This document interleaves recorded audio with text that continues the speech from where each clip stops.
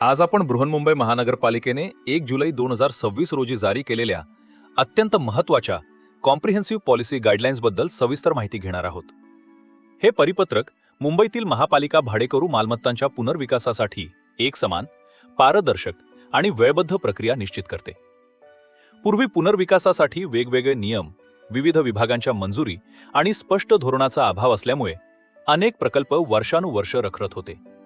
ही परिस्थिती बदलण्यासाठी बीएमसीने प्रस्ताव सादर करण्यापासून ते पुनर्वसन इमारतीला ऑक्युपेशन सर्टिफिकेट मिळेपर्यंत प्रत्येक टप्प्यासाठी निश्चित नियम, कालमर्यादा आणि जबाबदाऱ्या निश्चित केल्या आहेत. सर्वप्रथम एक महत्त्वाची गोष्ट समजून घेणे आवश्यक आहे. हे परिपत्रक बीएमसीच्या मालकीच्या किंवा बीएमसी इस्टेट डिपार्टमेंट अंतर्गत असलेल्या भाडेकरू मालमत्तांच्या पुनर्विकासासाठी लागू आहे.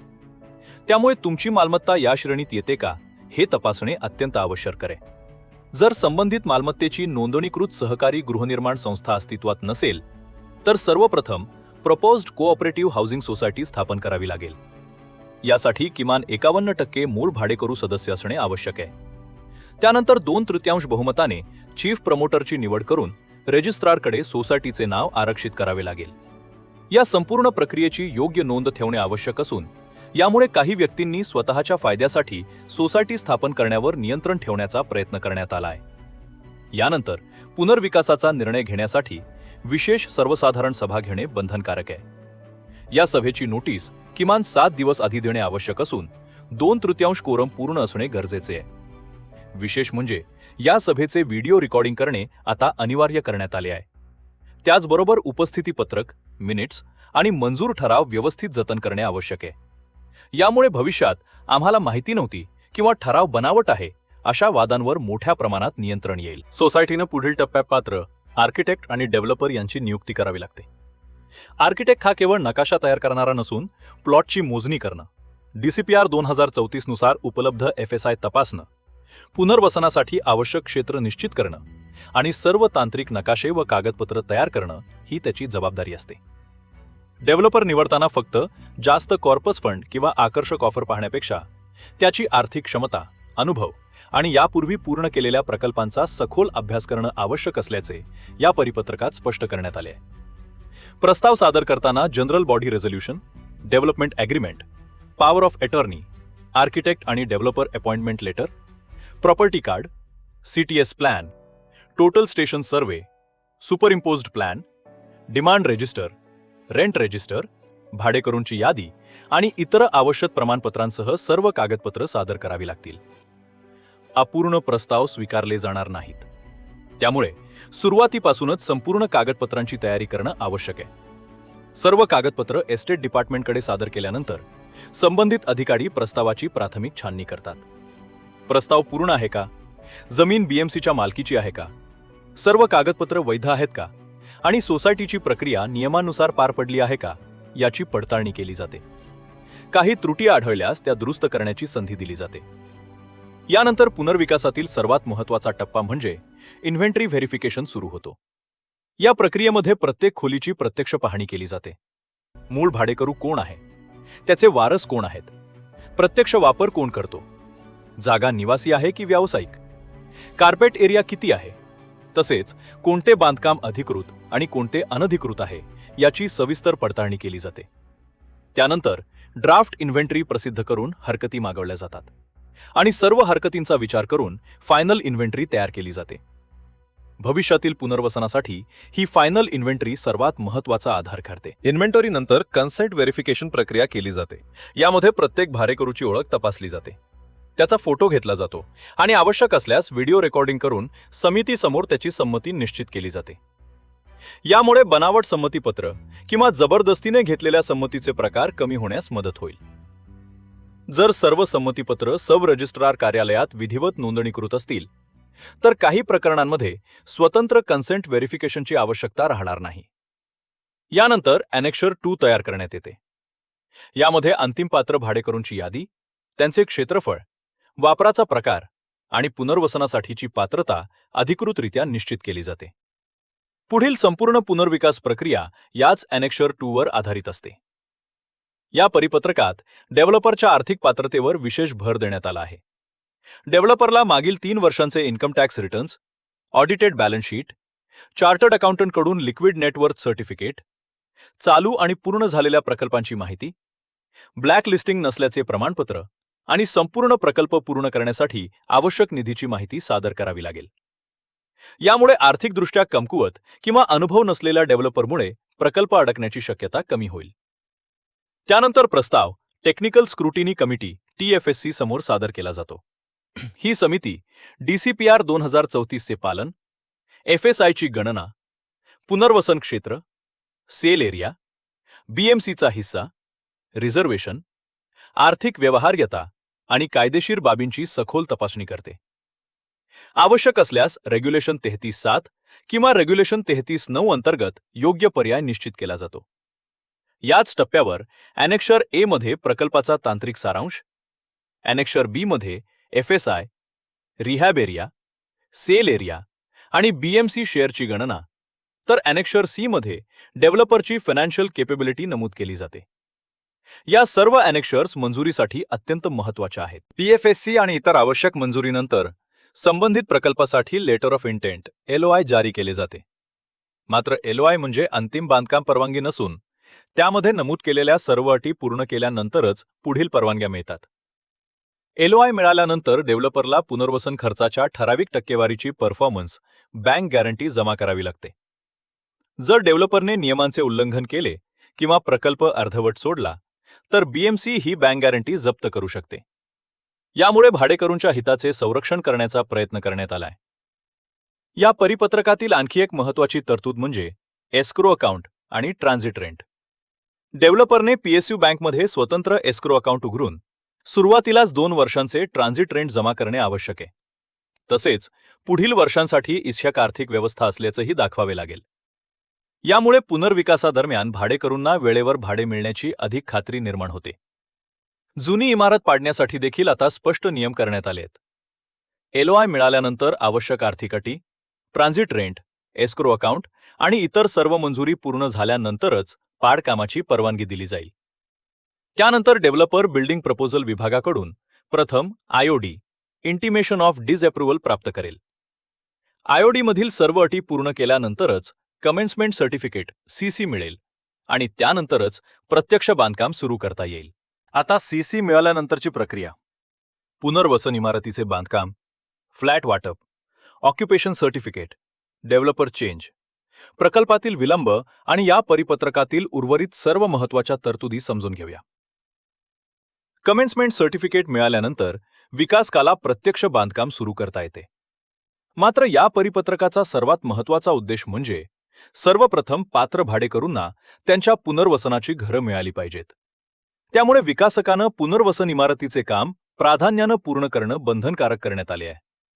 महापालिका वेळोवेळी प्रकल्पाची प्रत्यक्ष पाहणी करून काम सुरू आहे का, कामाचा वेग समाधानकारक आहे का आणि मंजूर आराखड्यानुसारच बांधकाम सुरू आहे का याची पडताळणी करणार आहे. त्यामुळे केवळ कागदोपत्री प्रगती दाखवून प्रकल्प पुढे नेण्याची शक्यता कमी करण्यात आली आहे. या परिपत्रकातील आणखी एक अत्यंत महत्त्वाचा बदल म्हणजे सेल बिल्डिंगवर घालण्यात आलेले नियंत्रण. पूर्वी अनेक प्रकल्पांमध्ये विकासकांनी विक्रीसाठीच्या इमारतींचे बांधकाम वेगानं पूर्ण केले, परंतु पुनर्वसन इमारतीचे काम वर्षानुवर्ष रखडले.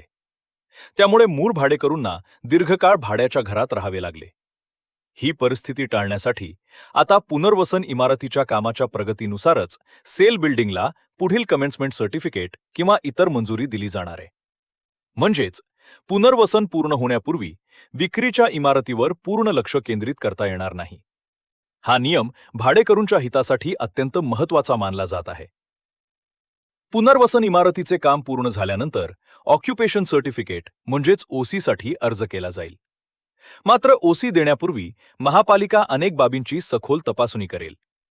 मंजूर आराखड्यानुसार बांधकाम झाले आहे का, fire safety, drainage, water connection, lift permission यांसारख्या सर्व आवश्यक मंजुरी मिळाल्या आहेत का, LOI मधील सर्व अटींचे पालन झाले आहे का आणि सर्व पात्र भाडेकरूंना पुनर्वसनासाठी घरे उपलब्ध आहेत का याची खात्री केल्यानंतरच ऑक्युपेशन सर्टिफिकेट दिले जाईल.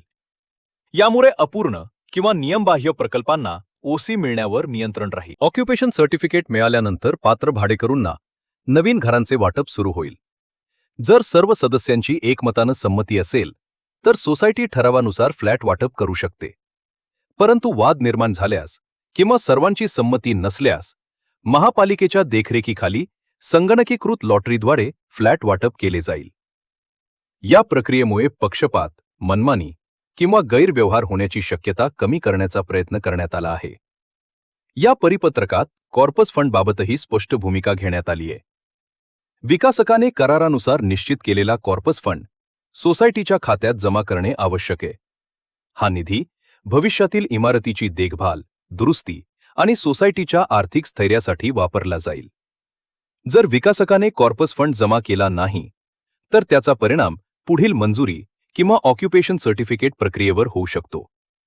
पुनर्विकासामध्ये महापालिका, सोसायटी आणि विकासक हे 3 महत्त्वाचे पक्ष असल्यामुळे या तिघांमध्ये ट्रायपार्टाइट एग्रीमेंट करणे आवश्यक आहे.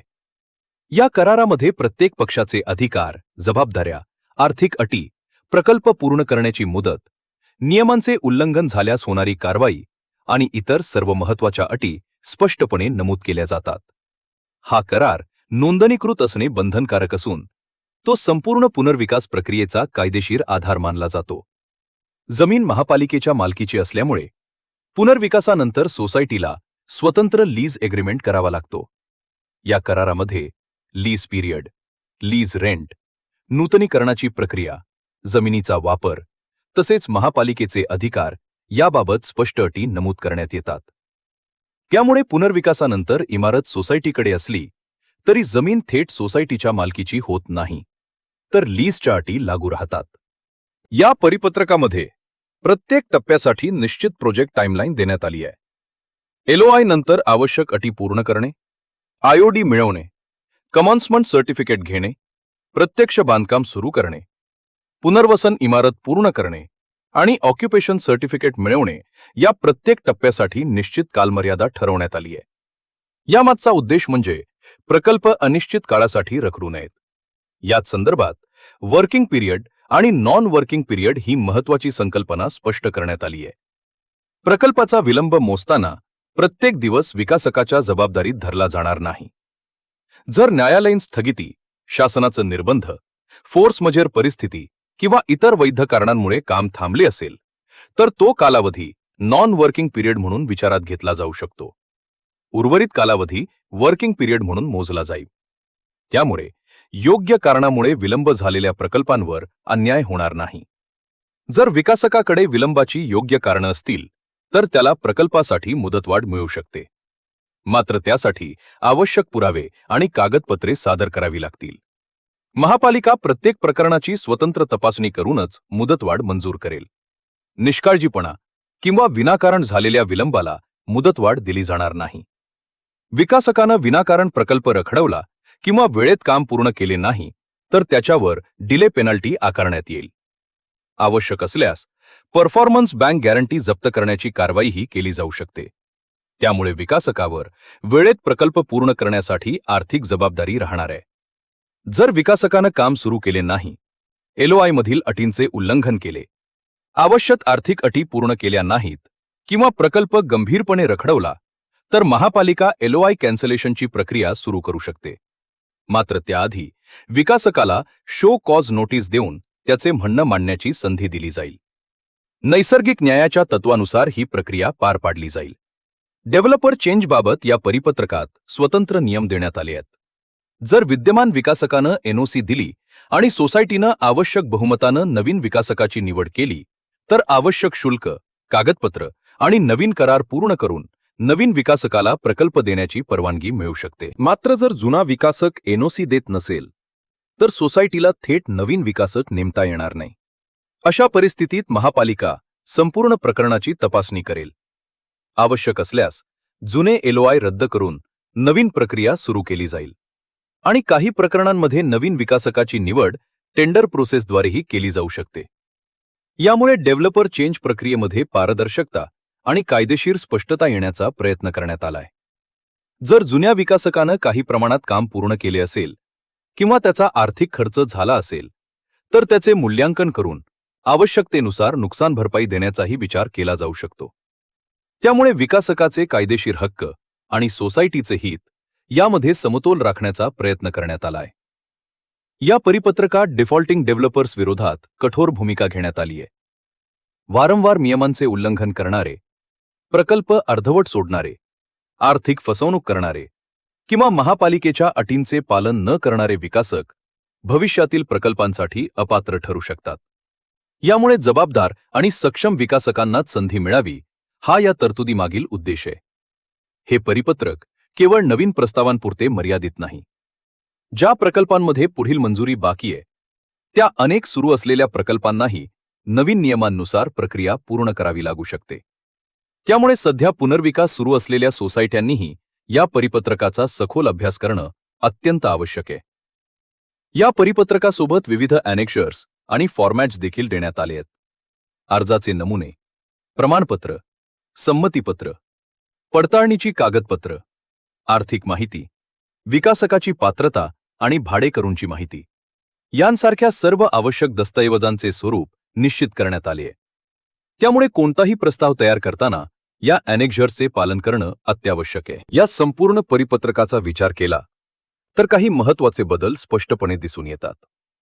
संपूर्ण पुनर्विकास प्रक्रिया एकाच धोरणाखाली आणण्यात आली आहे. प्रत्येक टप्प्यासाठी स्पष्ट जबाबदाऱ्या निश्चित करण्यात आल्या आहेत.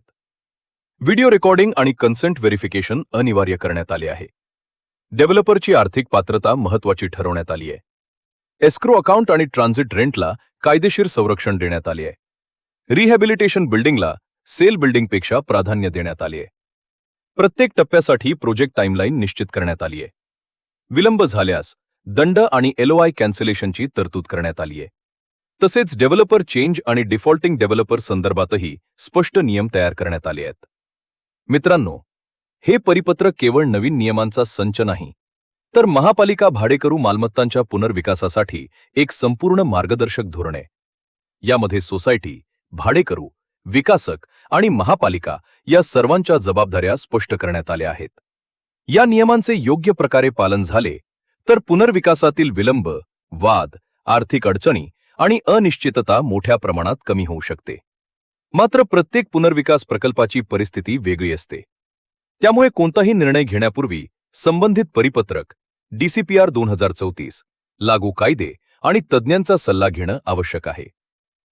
मित्रांनो, आजच्या या व्हिडिओ आपण सर्क्युलर नंबर 4/2026 ते 27 मधील सर्व महत्त्वाच्या तरतुदी समजून घेतल्या. अशाच सहकारी गृहनिर्माण संस्था, पुनर्विकास आणि कायदेशीर विषयांवरील अचूक माहिती मिळवण्यासाठी डिअर सोसायटी चॅनलला सबस्क्राईब करा, व्हिडिओला लाईक करा आणि तुमचे प्रश्न कमेंटमध्ये नक्की विचारा. धन्यवाद. भेटूया पुढील व्हिडिओमध्ये.